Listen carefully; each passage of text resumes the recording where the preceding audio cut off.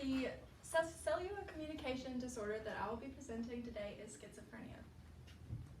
In order to understand what schizophrenia is, you have to first understand what cellular communication is. Cellular communication is when a cell responds to signals in its environment. There are 4 types of cellular communication that I researched: paracrine, autocrine, endocrine, and juxtacrine. Now, paracrine, if you divide it into its prefix and suffix, para means beside and crine means to secrete. So paracrine means to secrete to a cell that is beside one cell. Autocrine means to secrete to one cell's self. It will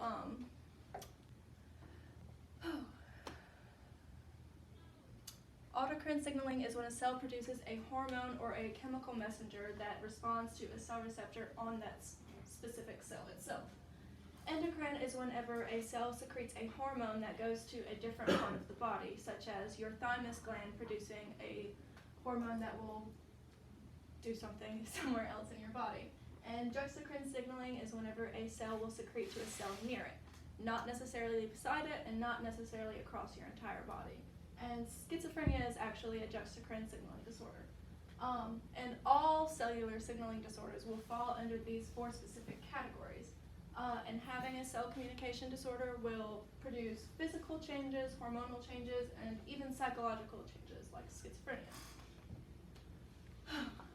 Through non-axial induction and morphogenesis, schizophrenia presents itself. Cell-to-cell signaling, juxtacrine, is disrupted, and it uses the WNT signal transduction pathway.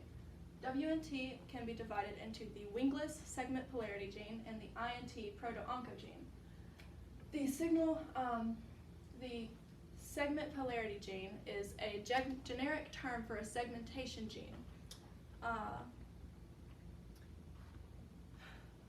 Wingless is a segment polarity gene, and that specifies tissue pattern in segmented organisms.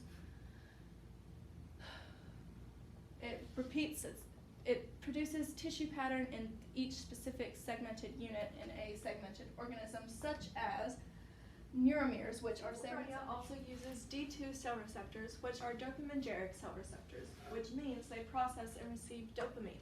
Now, as you all know, dopamine is a key aggressor in schizophrenia, and it can also cause hallucinations and delusions, which are key positive symptoms of schizophrenia. Schizophrenic symptoms can be categorized into 2 separate things. They can be positive or negative. Positive is what other people see, as in hallucinations, delusions. They can confused thought or speech, difficulty focusing, and even movement disorders such as tapping your fingers or pacing back and forth. Negative symptoms are what occurs in your brain, what your inside, as far as anhedonia, which is the inability to feel pleasure through something that would typically make someone else happy. You don't really express anything, you don't feel anything about it. Apathy, which is a lack of concern, interest, or enthusiasm for yourself or for others. Alogia, which is a lack of speech, withdrawal from anything and everything, and difficulty with daily tasks.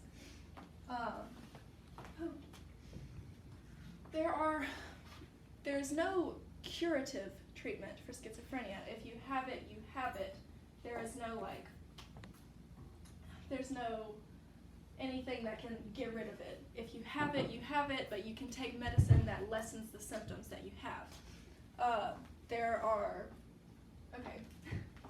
I thought that this was a really good graphic for representing the different types of drugs. You can have an agonistic drug, which makes more, as it says right here, enhanced cellular activity. It produces more dopamine, which you do not need if you have schizophrenia. So most schizophrenic drugs are antagonistic, which blocks the cellular activity and it blocks the production of dopamine.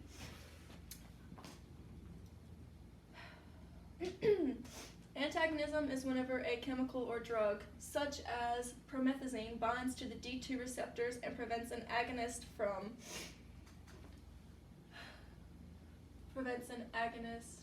having receptors. So there is no surplus of dopamine being produced. It is not being processed. Antipsychotic medications are, as I've said, mostly antagonistic. They are used to treat behavior, mood, and emotions, and they can be used to treat dopamine, serotonin, noradrenaline, or acetylcholine. These chemicals can change and alter behavior, mood, and emotions. Dopamine is the main chemical that the medicines treat and target, and that's because an excess or surplus of dopamine will cause hallucinations or delusions. However, some medicines can treat serotonin as well. Now, schizophrenic medication can be divided into two separate categories, conventional or atypical. Conventional medication is what they used to use to treat schizophrenia because it only targets dopamine. Since it only blocks dopamine, like serotonin can come up and it can cause similar side effects of what schizophrenia is, and so sometimes taking conventional medications will make your symptoms of schizophrenia worse because it only targets the dopamine. Atypical medication works by not only targeting dopamine but a specific serotonin receptor, 5-H2A, and it makes the schizophrenic symptoms lessen because it targets both dopamine and serotonin. The repeated use of these drugs will actually sensitize your mesolimbic pathway, which is one of the 4 main dopaminergic pathways in your brain. And so having your brain sensitized to dopamine and serotonin and stuff will make the medicines work more effectively. And so schizophrenic patients need to take their medicine because it will work. It's practically guaranteed to work. However, the medicines can take like 6 to 8 weeks to start working because of the homeostasis in the body and in the brain. It has to balance out. Introduction of the new chemicals will cause some stuff to be all wonky. So it has to have a period of time where it balances out and smooths out.